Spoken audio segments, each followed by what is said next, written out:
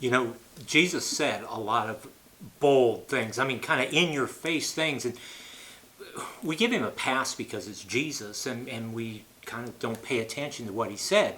But I need you to think with me. I mean, one of these that is really significant is found in John chapter 10, verses 17 and 18. Jesus is talking to a crowd, and he says, my Father loves me because I'm going to lay my life down only to take it up again. And then he says, no one takes it from me. I'll lay it down and I'll take it up again. This I received from the Father. You hear what Jesus is saying? He's saying, you can't kill me. Now, I'm going to die. Yeah, but I'll die exactly when I want to. And I'll raise from the dead when I want to. Now, again, we're used to Jesus, so we just kind of think about it and give him a pass. But if I said something like that to you, I mean, you consider calling the guys with the white coats. It's not normal. But I want you to think with me. Jesus is actually right now calling his shot. There's a playground game for basketball called horse, or other things like that. And that is that the first person shoots. If they make their shot, the person after them has to make the same shot. And if they miss, they get a letter. And whoever fills out horse first loses. Well, you add to the strength of your shot if you call it. If you say, I'm going to take the ball, I'm going to spin to my left, jump backwards, bounce it off of the backboard into the basket, then the other person, if you make that shot, has to do the same thing.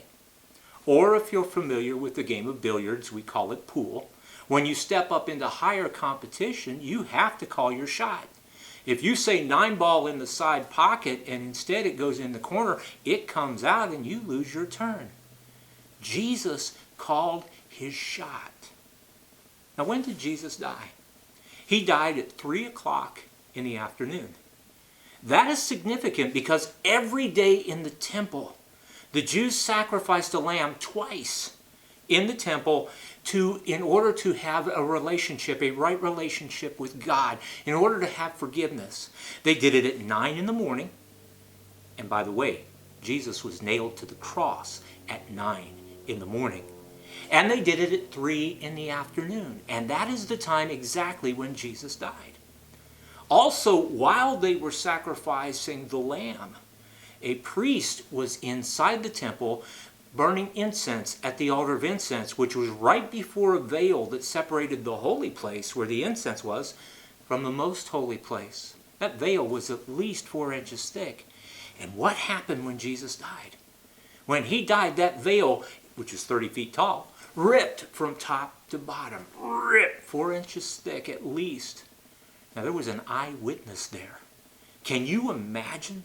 Can you imagine what it was like to be that priest in there minding your business, honoring God, burning incense, and all of a sudden, rip 30 feet down, that veil tore.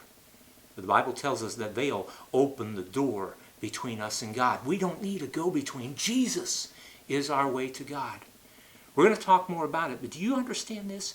Jesus called his shot. He said, I will die when I choose.